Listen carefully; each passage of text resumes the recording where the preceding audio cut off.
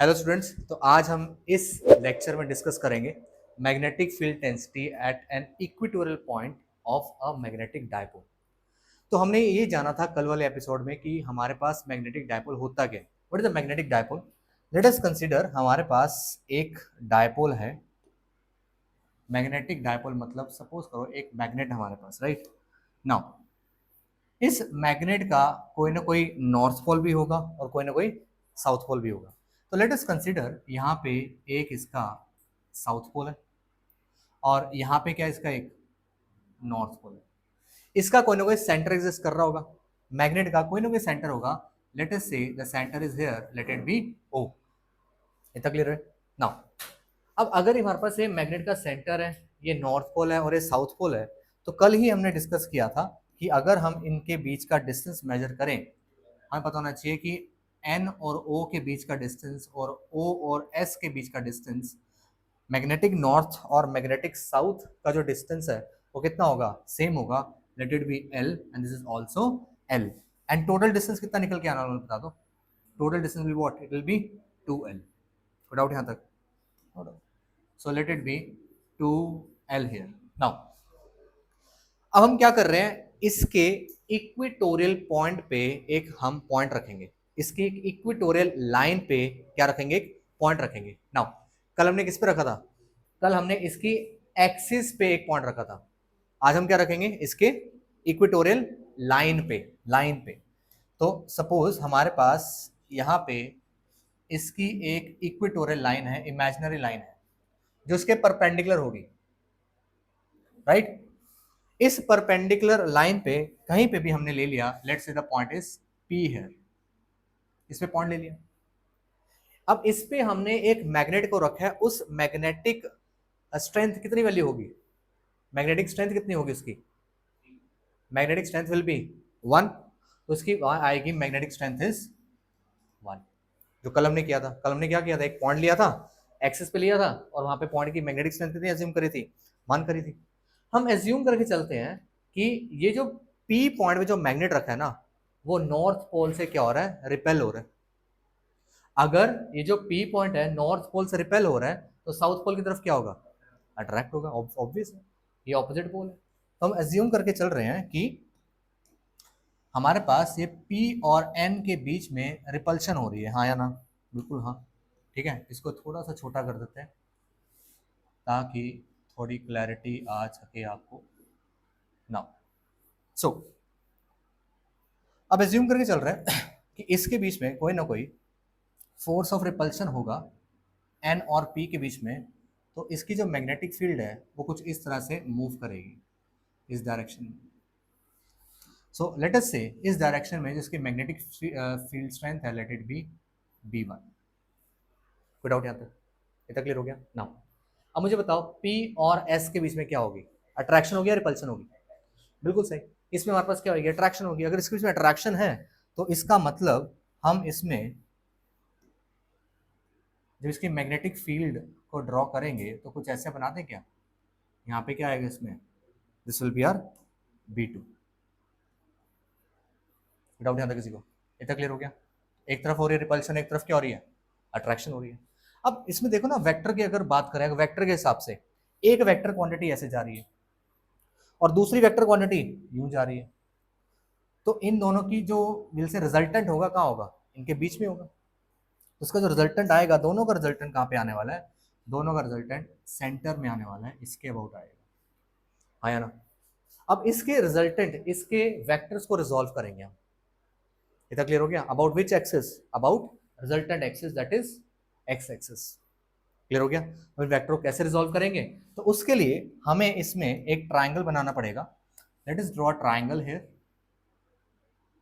ठीक है, इस ट्राइंगल का नाम क्या होगा? Let it be, let this, ये अगर P है, हमने N ले लिया, S ले लिया, O ले लिया, late it be what? A ले ले। ठीक है, let this point what? C ले ले। क्लियर हो गया? B, क्योंकि B है हमारे पास ऑलरेडी, इसलिए B ने लिया।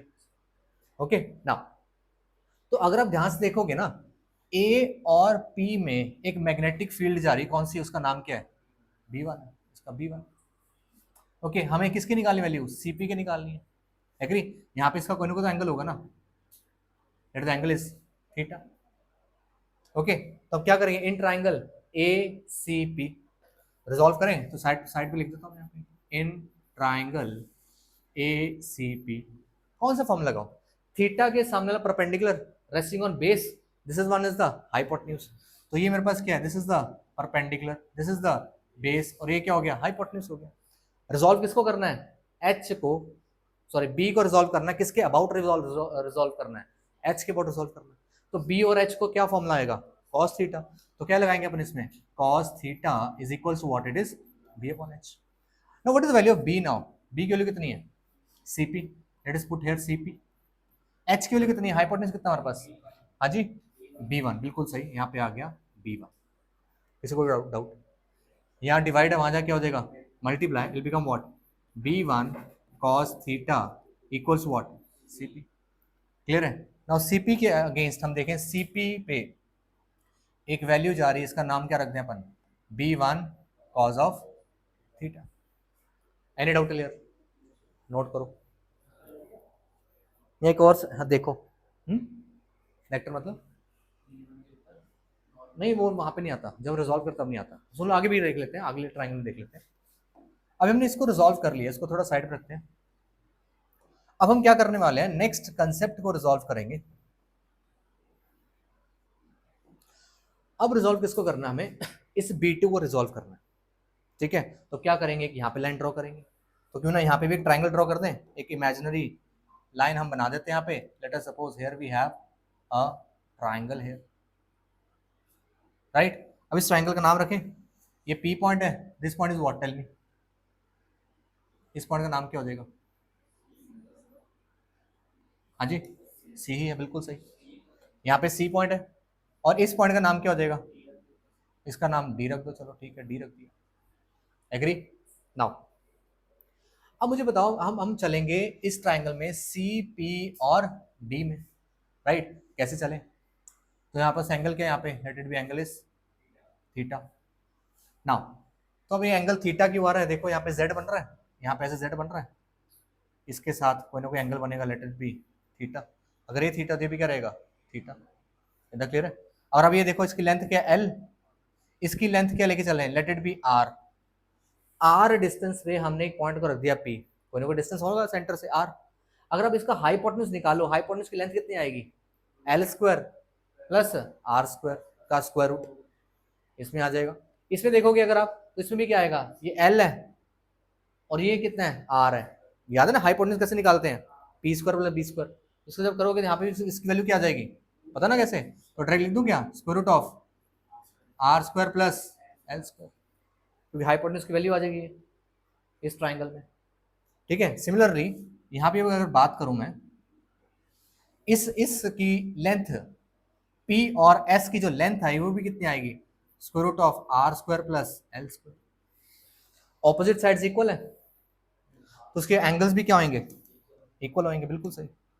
तो इसके एंगल भी क्या होने वाले हैं, इक्वल होने वाले हैं। अगर इसमें इस एक्सिस के अबाउट बात कर रहे हैं तो angles are equal, let it be theta, let here also theta. Clear है। तो ऊपर वाला कॉरेस्पॉन्डिंग एंगल बन गया, और ये इसके साथ क्या बन गया, ऑल्टरनेट इंटीरियर बन गया।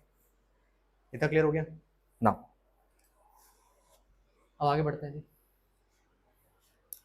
तो क्योंकि हमारे पास साइड्स इक्वल है तो एंगल भी इक्वल आ गया, तो इसलिए यहाँ पे भी क्या आ गया, थीटा आ गया। अब इस ट्राइंगल में हम बात कर रहे हैं कौन सा, सी डी और पी, इन ट्राइंगल PCD। अब गिवन किसकी वैल्यू, B2 गिवन है, ठीक है। थीटा के सामने क्या होता है, परपेंडिकुलर रेस्टिंग ऑन बेस, तो ये बेस हो गया हमारे पास, राइट। और this one is the hypotenuse, hypotenuse value कितनी गिवन है, B2, राइट। तो हम किसके अबाउट रिजॉल्व करना है, हाइपोटेन्यूज, ये H है, और ये क्या इसका बेस। तो बी और एच का क्या रिलेशन बनेगा, एग्जैक्टली कॉस थीटा। तो cos theta is equal to what, it is base upon hypotenuse. Base कितना है इसका, base is what, CP। Hypotenuse कितना है इसका, PD। सीधा डायरेक्ट लिख दूं, B2, B2 को मल्टीप्लाई कर दें तो क्या बनेगा, B2 cos theta is equal to what, CP। तो अब अगर हम देखें तो इस एक्सिस में हमारे पास यहाँ पे भी क्या आ रहा है, here we have B2 cos of theta. मुझे बताओ, इधर B1 cos थीटा जा रहा है, इधर बी टू कॉस थीटा जा रहा है, तो दोनों की वैल्यूज को क्या करेंगे, ऐड करेंगे। एक दोस्त पढ़ रहा है, दूसरा दोस्त भी पढ़ रहा है, तो अल्टीमेटली पढ़ाई का माहौल बनेगा, एडिशन होगा आपकी पढ़ाई में भी, वैसे ही इसमें, है ना। तो दोस्त ऐसे बनाने जो पढ़ने वाले हो, समझे। चलो आगे बढ़े ना। सो नेक्स्ट हम डिस्कस करेंगे, यहाँ तो कोई डाउट किसी को। अगर मैं ढूंढूं net magnetic field, net magnetic field, तो क्या आ जाएगी बता दो, क्या लिखूं, B1 cos theta plus B2 cos theta. किसी को डाउट? मैं कह दूं B1 B2 सेम है। पहले तो हमारे पास ये हो गया कि मैग्नेटिक फील्ड स्ट्रेंथ हमें निकालनी है, तो मैग्नेटिक फील्ड दोनों की क्या जा रही है, एक ही डायरेक्शन में जा रही है, इसलिए हम दोनों को क्या कर दिया, ऐड कर दिया। ऐड करके हमने लिख दिया। ऐड करके लिखने के बाद हम ढूंढेंगे B1 की वैल्यू और B2 वैल्यू। अब B1 की वैल्यू कैसे ढूंढेंगे, उस पर सस्पेंस है। आगे बढ़े, नोट हो गया, कर लो एक बार, नोट कर लो, यहाँ तक नोट। हाँ जी, पर कैसे होगा वो बताना पड़ेगा ना, अभी देखते हैं।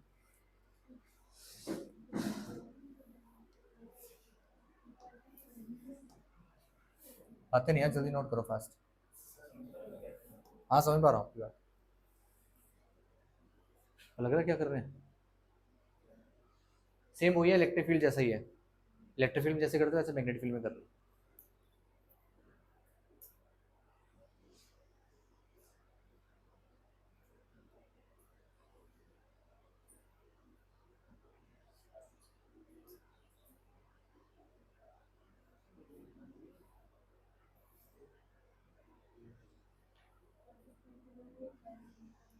हो गया नोट, आगे बढ़ते हैं।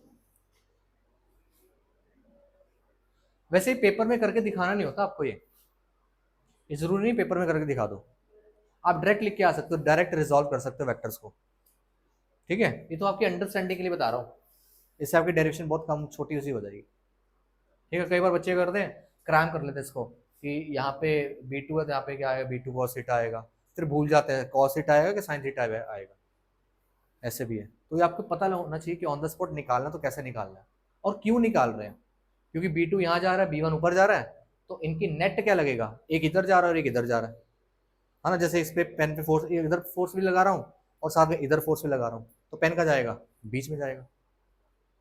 क्लियर हो गया। वैसे इसमें मैग्नेटिक फील्ड बीच में लगेगी, दोनों को ऐड करेंगे। अभी B1 ढूंढे, जिसका हो गया B1 ढूंढो, निकालो B का फॉर्मूला लगाओ, B का फॉर्मूला लगा दो, क्या होएगा, B is equal to what, mu naught by 4 pi M1 M2 by R square.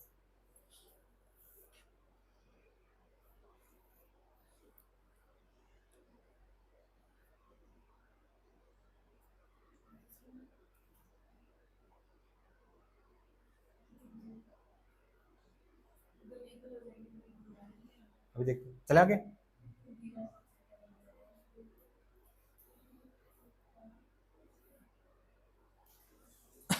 चले, हमने जो मैग्नेटिक पोल लिए थे ना, जो मैग्नेटिक पोल लिए हैं, इन दोनों की मैग्नेटिक फील्ड स्ट्रेंथ क्या रहेगी, सेम रहेगी। तो अगर इसकी मैग्नेटिक फील्ड स्ट्रेंथ कितनी है, m है, स्मॉल m, तो इस पोल की मैग्नेटिक फील्ड स्ट्रेंथ क्या रहेगी, स्मॉल m। दोनों की मैग्नेटिक फील्ड स्ट्रेंथ क्या है, स्मॉल m। और यहाँ पे जो मैग्नेटिक फील्ड स्ट्रेंथ रखी है उसकी कितनी वैल्यू है, यहाँ पे कितनी वैल्यू रखी है हमने, 1 की, यूनिटी। इतना क्लियर हो गया। चले आगे नाउ, अब आगे बढ़ेंगे तो हम b की वैल्यू निकालेंगे। सो कैन आई से here, as we know that b is equals to what, mu naught by 4 pi क्या आएगा, m1 m2 by r का स्क्वायर। एग्री। नाउ m1 कितना है, हम किसकी बात कर रहे हैं, पहले हम इस साउथ पोल की बात कर ले, s और p की बात कर ले फॉर sp। तो sp के लिए बता दो क्या बनेगा, फॉर sp मैं बोल दूं B2 आएगा इसमें, है ना। s और p में क्या है, मैग्नेटिक फील्ड स्ट्रेंथ क्या है, B2 है। तो अगर मैग्नेटिक फील्ड स्ट्रेंथ B2 है तो हम बोलेंगे B2 is equals to mu naught by 4 pi M1 कितना, what is M1 here, M, what is M2 here, 1, 1 आ गया। R कितना है, डिस्टेंस कितना है इसके बीच का, S और P के बीच का डिस्टेंस कितना है, square root of R square है, बिल्कुल सही। यहाँ पे आएगा square root of R square plus L square, ऊपर क्या आ जाएगा, होल स्क्वायर आ जाएगा। अब क्या करना है, स्क्वायर से रूट क्या हो जाएगा, कैंसिल। तो क्या बनेगा, b2 is equals what, mu naught by 4 pi m upon R square plus L का स्क्वायर। आई होप ये क्लियर है, राइट। सिमिलरली अगर मैं ढूंढूं फॉर दिस एनपी, एनपी के लिए क्या हो जाएगा, सेम वही b1 is equals what, mu naught by 4 pi. अब मुझे बताओ मैग्नेटिक फील्ड स्ट्रेंथ कितनी है इसकी, एनपी, नॉर्थ पोल पे मैग्नेटिक फील्ड स्ट्रेंथ कितनी है, m, और इसकी मैग्नेटिक फील्ड स्ट्रेंथ कितनी है यहाँ पे 1, तो क्या पुट करूंगा यहाँ पे 1 पुट करूंगा, whole divided by what, distance कितना है इसका r, n और p के बीच का डिस्टेंस कितना है, n और p के बीच का डिस्टेंस कितना है, स्क्वायर रूट ऑफ, पता लगे ना कैसे आया था ये, तो बनेगा क्या, square root of r square plus l square का होल स्क्वायर, स्क्वायर से रूट क्या हो जाएगा, कैंसिल। तो क्या बनेगा, b1 is equals what, mu naught by 4 pi, क्या बना, m upon R square plus L square. Any doubt, दोनों सेम नहीं आ रही आपको, चमत्कार दिख रहा है, वही जो आपका पेपर में होता है, लिख के क्या आते हो और आंसर सही होता है, गुड। चलो हमारा टाइम होता था लिख के क्या आते थे, आंसर क्या आता था, नंबर क्या आते थे, हमारा वही था, हाँ तुक्का कहते हैं, चलो ठीक है, पर हमारा तो तुक्के लगता है, अच्छा लगते थे, चलो एनीवेज देख देखते हैं। दोनों वैल्यूज केस में सेम है, अगर दोनों वैल्यूज सेम है तो हम क्या बोल दें, as b1 is equal to what, b2, तो लिखेंगे as b1 is equals what, b2 which is equals what, mu naught by 4 pi m upon R square plus L square. कोई डाउट यहाँ था, पुट कर दो इसको इक्वेशन नंबर 1 में, आ देखो फ्रॉम इक्वेशन नंबर 1, देख रहे हो, फ्रॉम इक्वेशन नंबर 1 दिख रहा है, इक्वेशन 1 में अगर b1 और b2 सेम है तो क्या मैं इसको b1 ही लिख दूं, हाँ या ना, अगर ये b1 cos थीटा हो गया, b1 cos थीटा हो गया, तो क्या बनेगा 2b1 cos थीटा, फैंटास्टिक। तो कैसे लिखेंगे इसमें, हम लिखेंगे from equation number 1, from equation number 1 हम क्या बोलते हैं, net magnetic field is equals to what, it is equals to mu naught by 4 pi, या इसको इग्नोर करो, पहले पहले लिख दो b1 cos theta plus b1 cos theta, b2 की जगह b1 लिख दिया क्योंकि b1 b2 क्या भैया सेम है, तो b1 plus b1 cos theta क्या बन जाएगा, 2b1 cos थीटा, फैंटास्टिक। चले आगे, अब b1 वैल्यू पुट कर दें, b1 वैल्यू कहाँ से आई, इक्वेशन नंबर 2 से आई है, 2 इक्वेशन,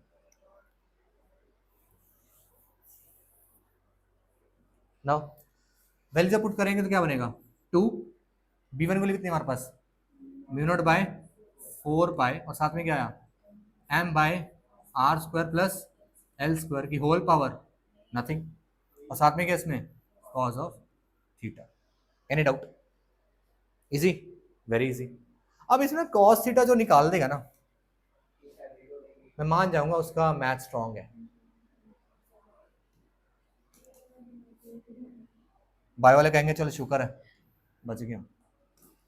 कॉस थीटा कैसे निकालोगे, इसमें थीटा, ट्राइंगल ले लो कोई भी जिसमें थीटा आ रहा हो, मैं ये ले लेता हूँ, मुझे अच्छी लग रही है, पी एस और ओ, इन ट्राइंगल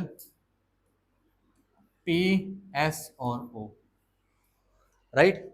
इसे क्या फॉर्म लगाएंगे अपन, कॉस थीटा, क्या होता है cos theta formula, B by H, what is base here, tell me what is base here, tell me, base is what, S O which is L, hypotenuse कितना है इसका, theta के सामने perpendicular resting on base, this one is the hypotenuse, तो अगर ये hypotenuse है कितना इसका वैल्यू, हाँ जी कितना वैल्यू है, डिस्टेंस निकालना, ये वाली वैल्यू हुई है, ये वाला रूट ऑफ, हाँ root of R square plus L का स्क्वायर। एक और बात बताऊं जरा, आपको ये ऑलरेडी पता है बट पता नहीं कितनी बार आपने इग्नोर करा है, खासकर मैथ्स वालों ने, हम बोलेंगे L whole divided by, can I write it as R square plus L square की पावर 1/2 लिख सकता हूँ क्या, क्योंकि स्क्वायर रूट है, स्क्वायर रूट कैसे लिख सकते हैं 1/2।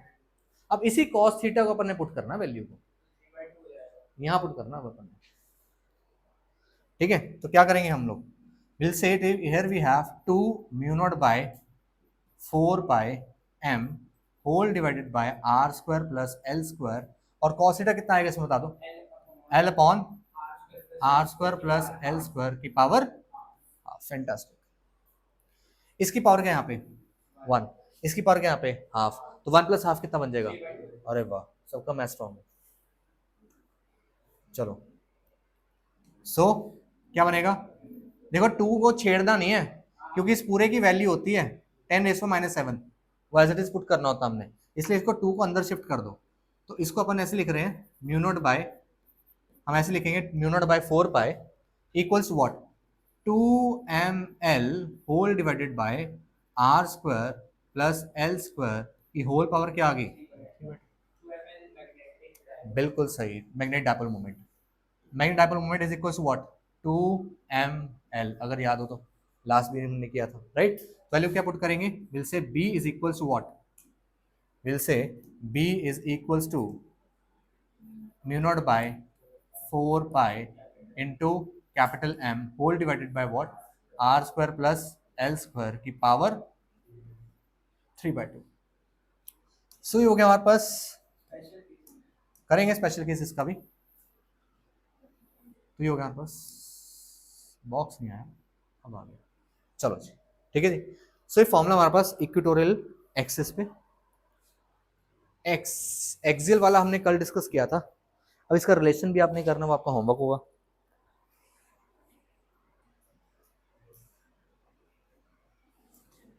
सो राइट डाउन स्पेशल केस।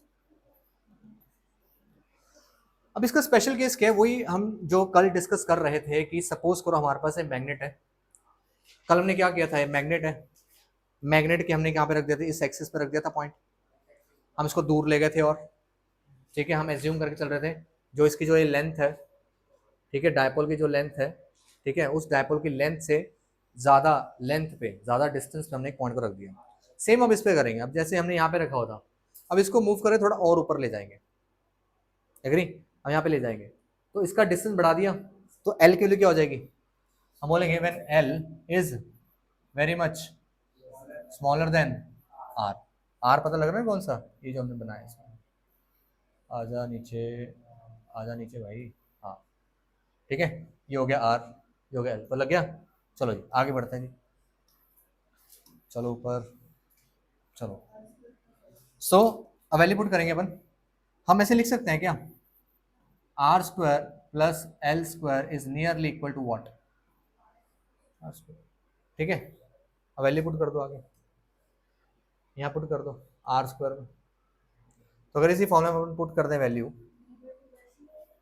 हाँ जी तो बनेगा b is equals to mu naught by 4 pi m, नीचे क्या है आर स्क्वायर, क्योंकि इस पूरे की जगह आर स्क्वायर आ गया, आर स्क्वायर लिख दिया, और ऊपर क्या इसका 3/2 वेट कर रहा है, 3/2 बिल्कुल सही, 2 से 2 क्या हो जाएगा कैंसर, तो क्या बन जाएगा आर क्यूब।